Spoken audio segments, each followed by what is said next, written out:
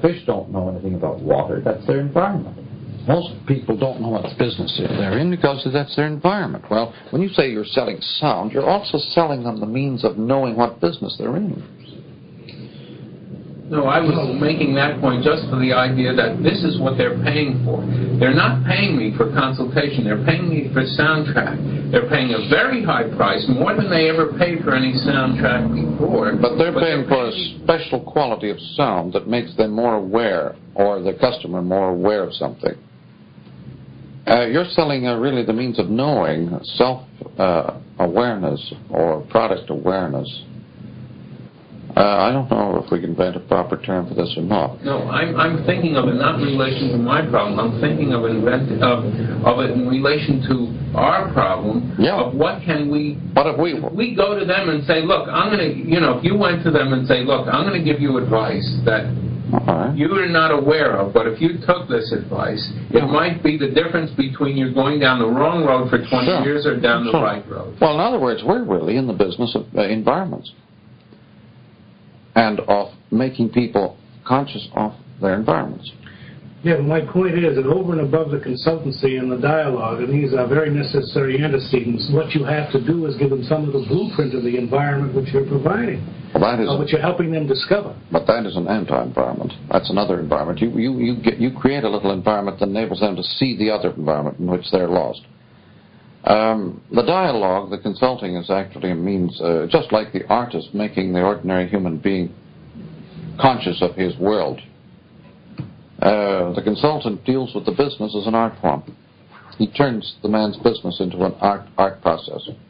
Well, I'm trying to handle this in the realm of what can we, when you go to a person, you have a hard job saying to him, he'll pay you how much for a consultancy? I don't know.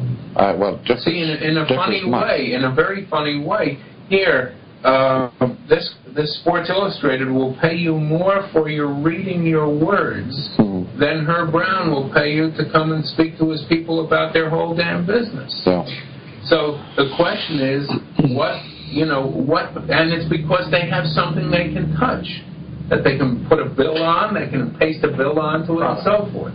Now, what can we do in relation to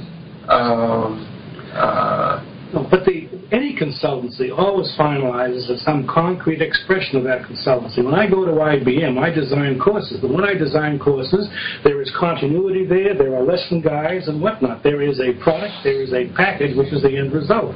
And I think that any consultancy with Norm Ross or Xerox or whatnot, yes, the dialogue is basic. The exchange is basic. The new directions are basic.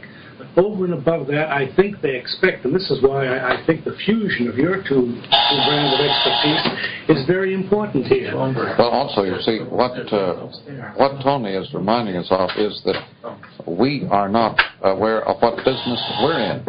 Well, that's right. That's very helpful because it reminds us that we are also in a new environment of which we're not sufficiently conscious in order to have a name for it.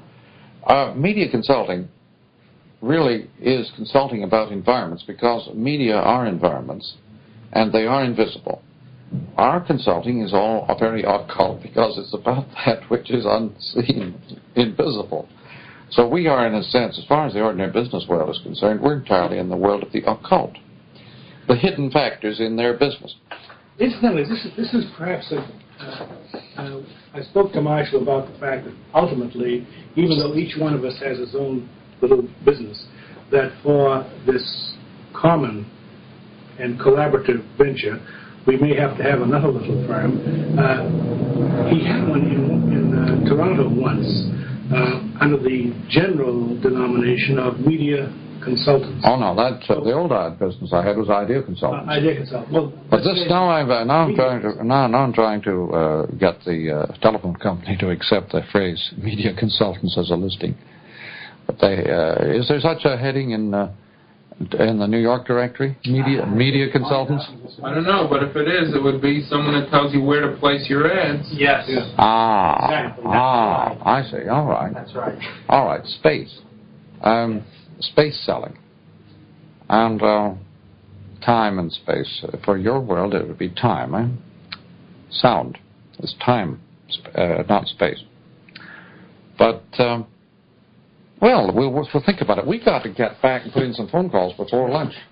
The point I was trying to get at is what, when you go to these people, the problem generally is that the minute you open your mouth, you've given them your product. Sure. I mean, you've given them your product in every speech you've given in your book already. But you can't give them your perception. You can give them the concept, but you can't give them the percept. And the percept requires training. Concept, you just pick it up by ear, but the perceptions take training. In your own field of sound, you can give them an idea, but that doesn't mean they have the slightest control or understanding. That takes time. That's a training of the sensory life. So this is where the environment world is also very much concerned with the training of the sensory life. And in our kind of electronic world, the training of senses becomes indispensable. Now, I discovered some time ago that these businessmen can't use my stuff without a lot of preliminary training. They can't take it. They can't lift it from you. There isn't any way they can get hold of it. In other words, I'm not afraid of plagiarism at all, any more than anybody's going to plagiarize you, Tom. I heard you say the other day to a group, it's not that I'm any more talented. It's not so. You are enormously more talented because you are enormously more perceptive. And these are the things that cannot be plagiarized. These are the things that cannot be pillaged. Now, what we started here this morning, we need to carry on. I just remind the three of us that Norman Ross, this is just exploratory, and all we're going to listen to him principally to see what his problems are and what suggestions he has as how to use it. Remember that. Get the other guy's headaches as fast as you can because they're full of untouched potential. You can rewire his headache so that it yields tremendous new wealth. It's like the bad marks in the school are really an area of the teaching problems, whereas the good marks are just the icing on the cake that they praise themselves with. Well, we'll work on this, Tony. Now, here's a funny story. This is a true story.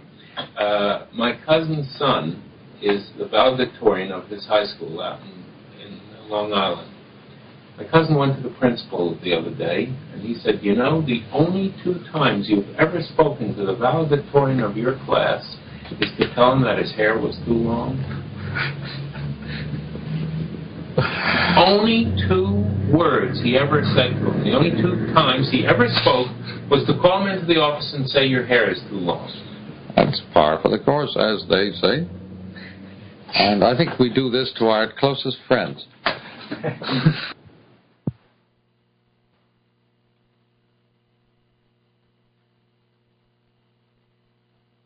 And formed an amazingly organic plan for an encyclopedia, which Newman took over for his idea of a university.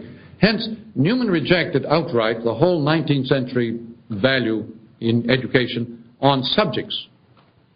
He said the real university is the city.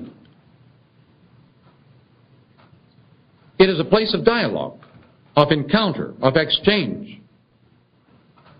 And the old word university, came out of the world of Meister Eckhart, and the phrase was university of being. The whole of being was thought of as the university. Newman extended this idea to the city.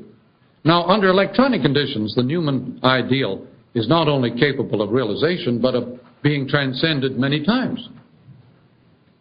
But the one thing you don't need under electronic means of access, the one thing you don't need is a subject, algebra, history, or anything else. Instead, you can substitute for any subject the process by which it came into existence. Let me give an illustration. With Gutenberg and the stepping up of the visual life to high intensity, as compared with the old manuscript culture, the entire world suddenly was transformed into a rear-view mirror, and what we call the sense of modern history was born. The past became suddenly very visible in the rear-view mirror of print. And an obsession with the past became characteristic of that first age of printing. This explains a great deal of the literature of that time, including people like Hamlet. Look on this picture and on that. Look on that noble gentleman, my father of yesteryear, and look at this horrible thing now. Hamlet, like all the revengers out of the Revenger tragedy, was a man alienated from the present. The first age of print had the effect of alienating the whole population from the present and obsessing them with the human past. This reached its peak in Milton's Paradise Lost, where the whole of human society became a rearview mirror to look at the Garden of Eden. There's really a fantastic illusion that the function of human life is to be a rearview mirror for some distant past event. It reached a sort of parody of itself in the next century with the graveyard school of poetry, with everybody meditating on the graves, on the past, and the mute inglorious Miltons and Cromwell's guiltless of their country's blood, using the dead present as a rearview mirror. It ended suddenly with the coming of the landscape poetry of the Romantics, in which nature was used not as a mirror for the past, but as the mirror for the mind of man. It sort of liberated people from history. After centuries of this rearview mirror, the mind of man was suddenly mirrored in nature and was liberated from history, or the historical obsession. Now, the rearview mirror is sometimes called the learning theory that we have to go from the known to the unknown. In fact, this means that whenever you encounter the known, the unknown, you translate it into what you already know. In other words, you avoid it. The only person who dare encounter the unknown, the new, directly, the Gorgon, without a mirror, is the artist. Artists, in any age, are experts in direct encounter with the present, and they report their probings and findings in all sorts of grotesque designs. What the pop artists are telling us, you see, is that the environment itself has now become a work of art. That is a direct probe of a new electronic situation. The report is completely misunderstood. People are standing around classifying their endeavors as if it was the content of their endeavors that had to be judged. What they're desperately trying to tell us is something has happened. We live now in a new kind of world. We are now responsible for the environment. We're not responsible for the contents of the museum. That's quite a big flip over. It's like saying to the scientist, we don't want proof anymore, we want prediction. Proof is, after all, based on classification and repetition. It's rearview mirror. Prediction is what is needed at a very fast-moving, jet-paced period. We do not need proofs. We need predictions. Accurate predictions. That kind of revolution is taking place right under our noses. But the obsession with the rearview mirror is still built into our whole educational establishment. Now, one way out of it is simply to understand how we got into it. That's a sort of psychiatric procedure. Understand the process by which you got trapped. And you're out. Literally. This is Edgar Allan Poe's discovery in The Philosophy of Composition. The way to solve any problem, he said, is to start at the point where it has been solved and then go back to the point you would have to begin in order to solve it. In other words, you reverse ordinary procedures.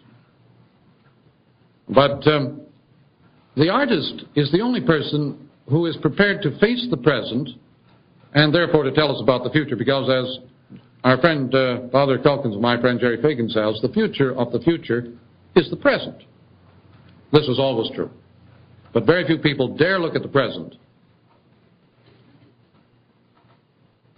And I don't think it comes easy to people in any period. Never heard of anybody except artists who could do it.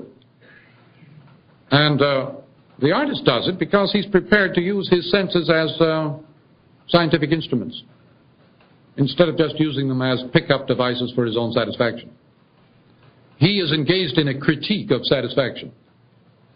He's willing to put aside or reject all satisfaction in order to discover and probe.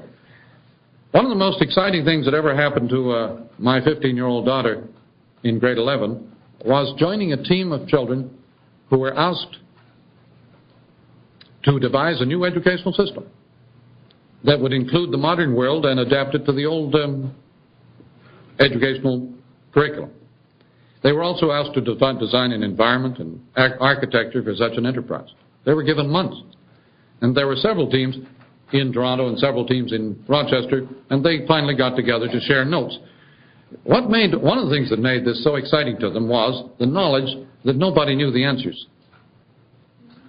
You see, if those kids had been given a job for which any answers existed at all, they could never have participated in it with any conviction. It's like a rigged quiz show. As long as people think the show's live, they're involved. The moment they hear it's rigged, they're out.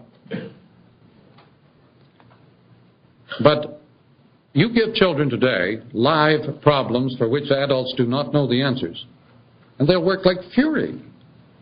They have vast resources in any town of this continent to use, and they, above all, delight in exchanging their discoveries and dialoguing. You've all heard of the Hawthorne experiment. There's a recent paperback on it called Hawthorne Revisited. At the Hawthorne electric plant near Chicago, experiments were carried out in which the workers were given a great many opportunities to prescribe what sort of environment would you like to work in. More leisure, less leisure, more heat, less heat, more light, less light, more sound, less sound, so on. They were allowed to program the environment on an experimental basis to find out what happened. To the amazement of the experimenters, no matter what they did to the environment, work performance went up, up, up, whether the environment was improved or worsened. They came to the conclusion that people just liked a little attention, and they're wrong. What these people were absolutely thrilled by was the fact that they were engaged in a discovery process, and their work and their learning had become one thing. The discovery of a means of merging work and learning in one form releases untold energies in ordinary people. This is when those two forms are split apart, there's great frustration and defeat of energy. But when work and learning and discovery merge, then there's tremendous release of energy. We live in an electronic environment where this is quite easy to arrange, where people don't have to be pigeonholed and fitted into slots and categories and taught by stenciling and so on. However, I'm not suggesting that we should at once launch into this at all. I'm simply probing and inviting you to do likewise. I have a lot... here's a curious thing. I find that while I hold this microphone in my hand, I can't look at my notes. Whereas, and I had a fixed microphone last night, no trouble looking at my notes. But, so I'm going to skip the rest of my notes and turn it right back to Father. Thanks very much.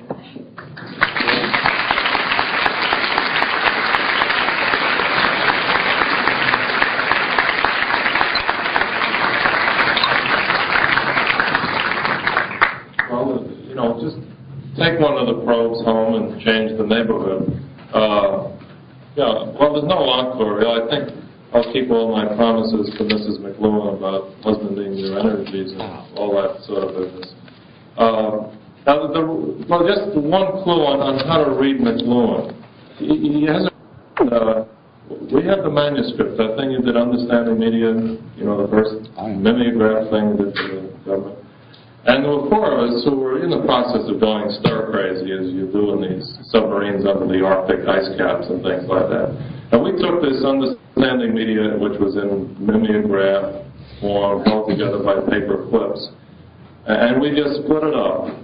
And we met every day for 2 hours after having read a piece of it. And we talked. And we fought, and we said, no, he's nuts, and we crossed stuff out and said, that's one probe, you know, that just didn't get there. Keep moving, there's plenty more, you know, that you can start in the middle of the book, at the end of the book, any old place. But like I said, it's only a book with quotation marks about it. It's fuel for a fire. And get 4 or 5 people around the fire. Don't read it in the corner because you'll have nobody to get mad at or to thrill with at the insights that you come along. Because it's there, man, and right, thanks.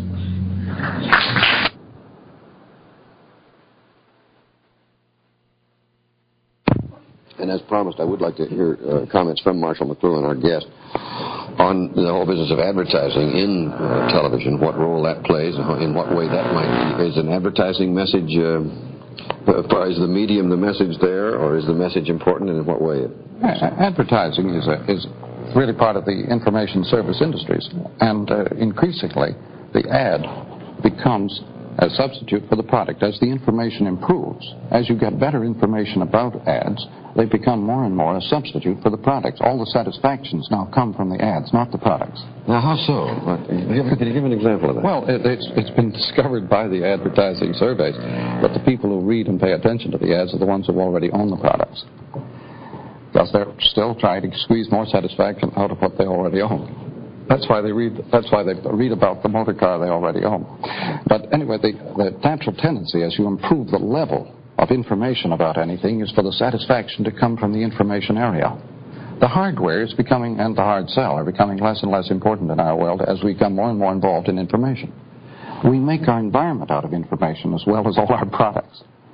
Now, if that were proved that people only paid attention to those ads, that they already own the product. Not only, but mostly. I wonder, because advertising would collapse, I would think, if that were the Does case. this mean that we should go back to the old kind of ads we had, where all we used to do is list all of the various things instead of using color and picture? No, I don't think it means anything except that it's very interesting to understand what's happening. I don't try to draw any conclusions from these observations. I'm not sure that anything follows from. I work as a kind of in an exploratory way in the whole field of events and in the happenings. I simply try to find out what is happening, and since it concerns everybody, it seems to me my personal point of view of what concerns everybody is not that important.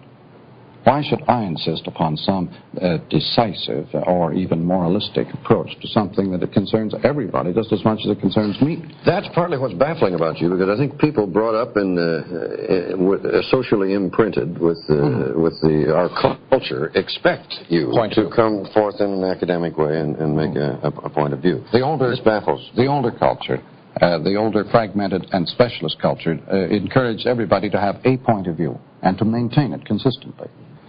In our fast-moving information world, it's more, I think, useful to probe, explore, find out what's happening. It's interesting, maybe to have opinions instead of convictions. Somebody once said the luxury of intellect was you could hold opinions instead of convictions, whereas opinions you're free to change and convictions you're stuck with. And you apparently go for opinions, and you're willing to change them as indicated. I can change them right in the middle of an interview. I've seen you do that. If you don't attempt to draw conclusions, though, do you attempt nevertheless to see directions? Oh, yeah. In other words, where do you think we're going? Well, for example, these youngsters who tell me we're not interested in goals and objectives. We just want to know what's going on in the world. I've been told that by all sorts of university students. We're not a goal-oriented generation. What they're trying to say is we don't work from any one position in this kind of world we're living in. We're all over the place. Therefore, to have to spend our whole lives aiming at one objective is unbearable. Most businessmen today are dropouts, too. They want to quit after 10 years. And a small measure of success, they say, I couldn't go on doing this the rest of my life.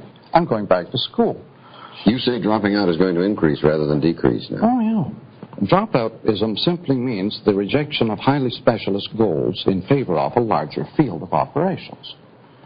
It's not just laziness, then. Oh, no, it's the bright people who drop out fastest. Very interesting. Oh, dear, what you have just done. Does this tie in at all with the desire now to do things instead of to be things? In other words, to be a doctor or an attorney is different from practicing medicine and practicing law. Is it possible our young people want more now to be a dynamic entity of doing things rather than to have a label and say, I am a writer? That's right. They don't want a category. That's why that's, I think, even part of the meaning of LSD. They would rather get rid of what they have been given as a private identity than go on with that little label or lapel sticker. They won't accept that kind of thing as a real personality. And so they just wipe it out, scrub the old tape. Now, in view of this, let me ask you for an opinion, not a conviction, or a point of view, if you will. In view of all the rapidly flowering, explosively flowering technology and the drugs and the situation that we find ourselves in now, so rapidly changing, is human destiny bright or gloomy in your mind? Are we going to survive this and benefit from it, or are we going to go under? Well, you can see that what is presenting the crisis is actually an enormous improvement of human facilities and human technologies. The potential in there is enormous. It's perhaps more than we deserve. That we could simply make a tremendous thing of this if we really settle down to solving it. But if we try to apply some simple blueprint, some simple-minded solution, we might be in for real trouble. I think we're going to have to have tremendous ingenuity and wisdom. Oh, yeah. Not just ingenuity, not just know-how anymore, but real wisdom is indicated for the coming world. Will that wisdom come from people who are goal-oriented or who are role-oriented? Well, at least comprehensivists like Rocky Fuller, I think, have a better chance of being some use to us. Now, we'll be back in just a moment. The time now is 55 after the hour. I put this on my finger here just in case you have forgotten. Here is Barbara to remind you of a special event this week. Yes, Hugh. This is the last week of Rexall's Summer Savings Spectacular. Barbara was wondering earlier about what your opinion is of how schools will change in the future to meet these needs that are new. Well, the general direction indicated is to switch from instruction to discovery.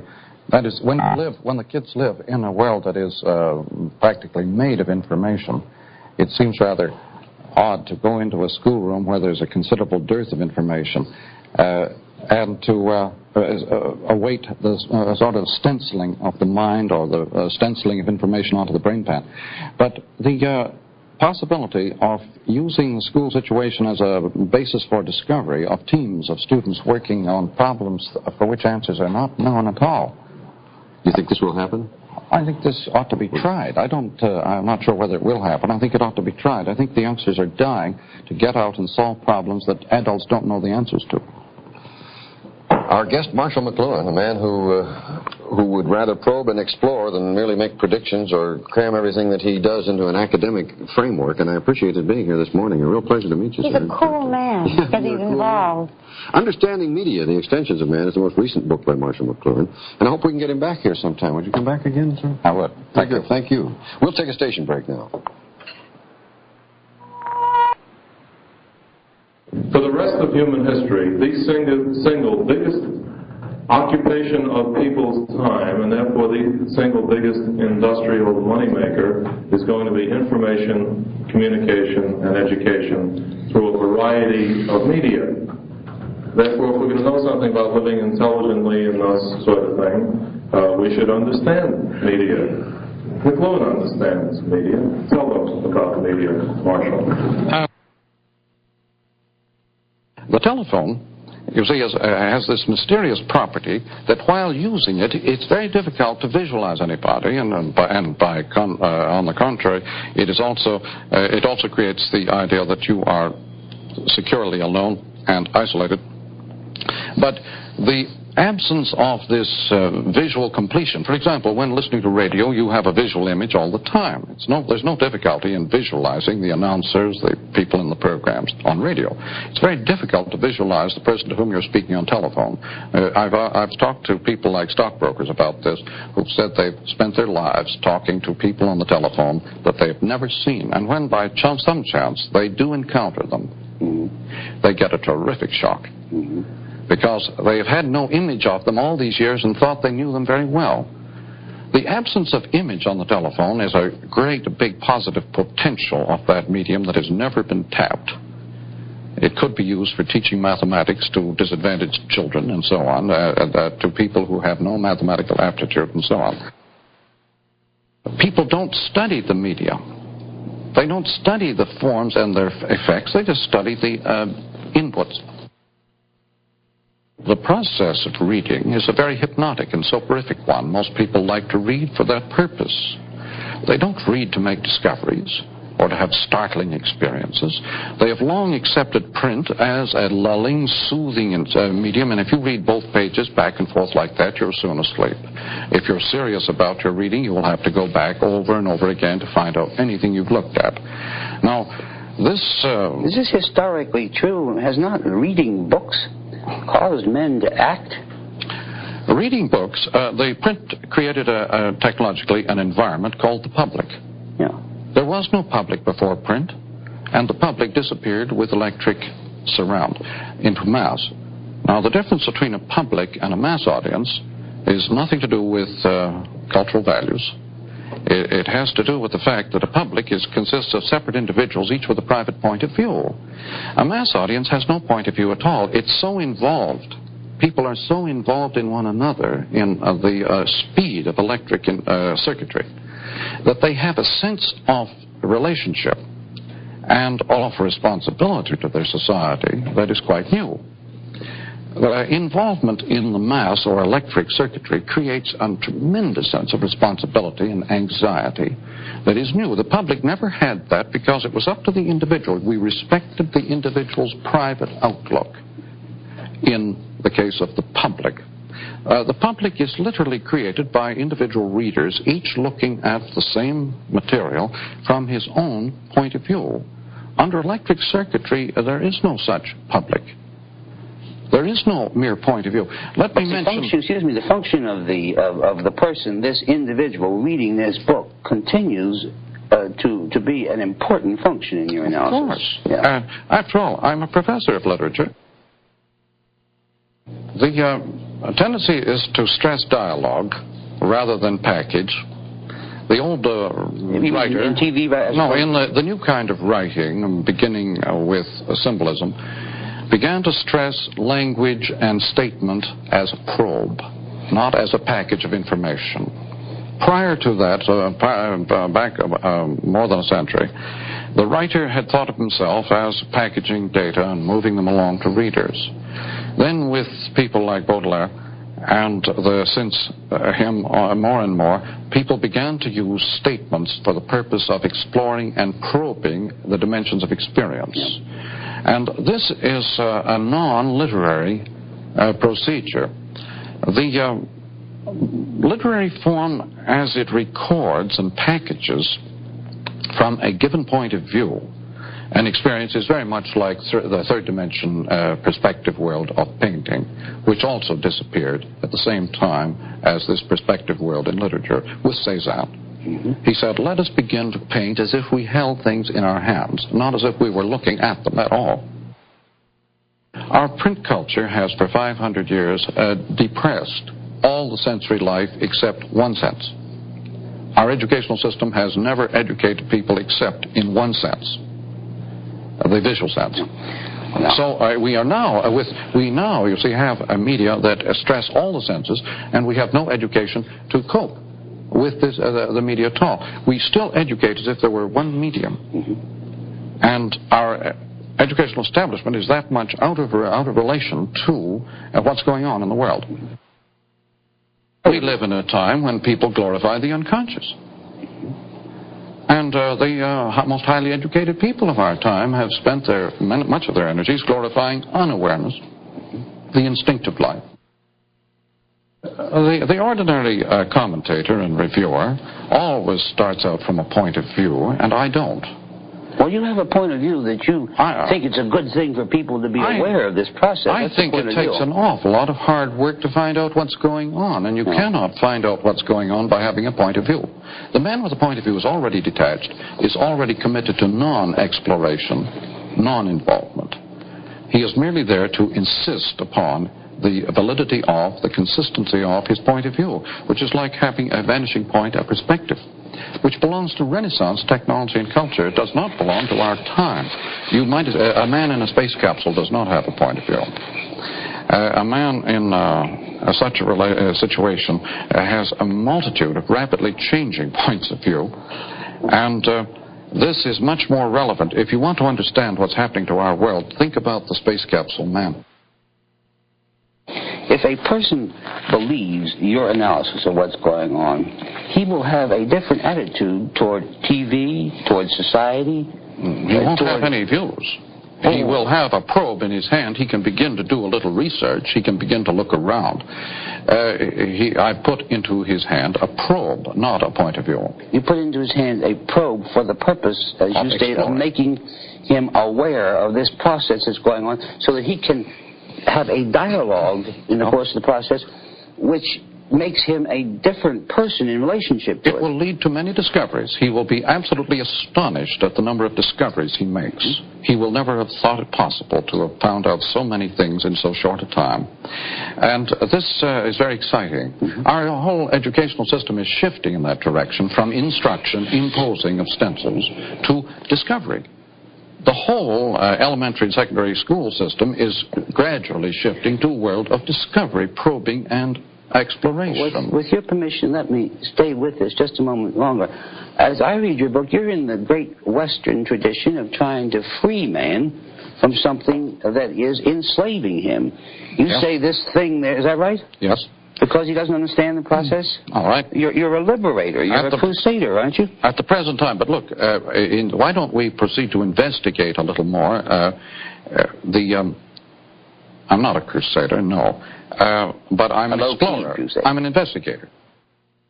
You see, in an electric environment, and remember our environment is itself constituted by electric information, as sitting here or anywhere. Electric information has now become the environment, and this means everything happens at once. In an electric environment, everything is simultaneous. It's very different from a railway environment, or from any preceding human environment of books or anything else.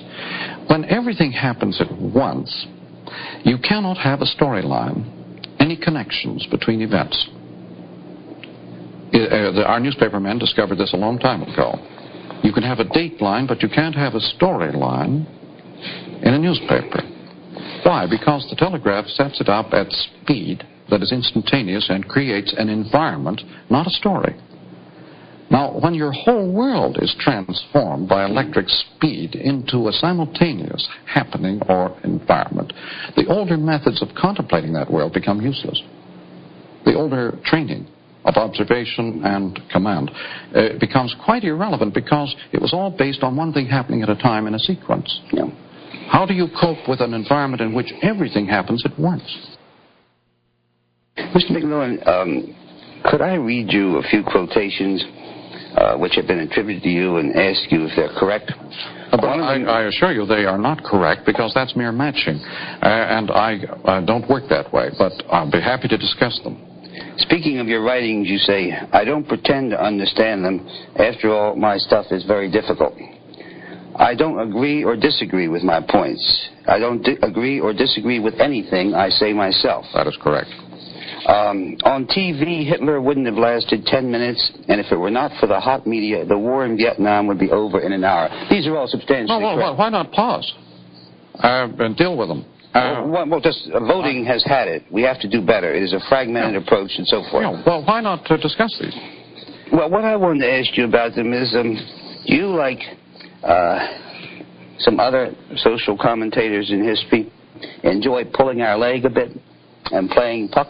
I will use any method at all for getting awareness and attention going. You don't really mean this type of statement? I mean every word of them, of course. You mean in a literal sense? I will explain any of those. Rationality has, for many people, the connotation of uniformity and connectedness. I don't follow you means I don't think what you're saying is rational. Yeah. This means this has nothing to do with rationality. It has much to do with visual space. Visual space is uniform, continuous, and connected. The rational man in our Western culture is a visual man. Once he steps off the visual track, he is in an irrational morass. The fact that most experience has no rationality or visuality in it at all is lost on him.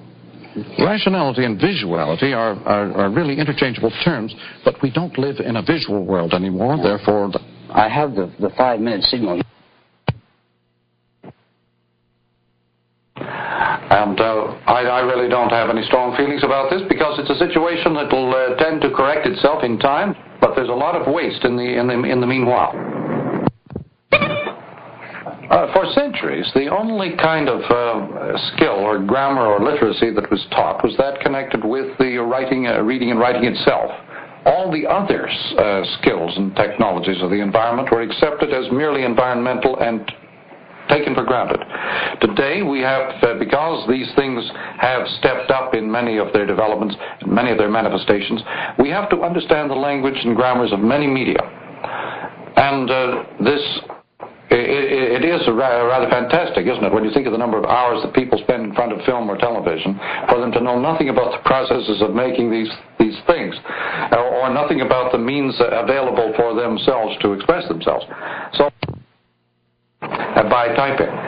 But the McLuhan world makes a tremendous break with ordinary film in this way, that by painting directly onto the film, you make the audience, as it were, the screen, instead of making the audience the camera eye. And so the child then, by drawing directly onto film, has the sense of mastery over the whole world. It's like a composer writing a melody. He makes a world. The composer making a melody doesn't try to make a world that corresponds to some other world. He just etches or makes with sound a world. McLuhan, when he draws directly onto film, makes a world. He isn't photographing a situation which corresponds to some other situation. So this switch from matching to making is a drastic one in terms of the learning process. It switches altogether, again, from classified data, from mere matching knowledge, to a world of actual discovery and actual knowing of forms. I think that you couldn't find a larger switchover in the whole history of education.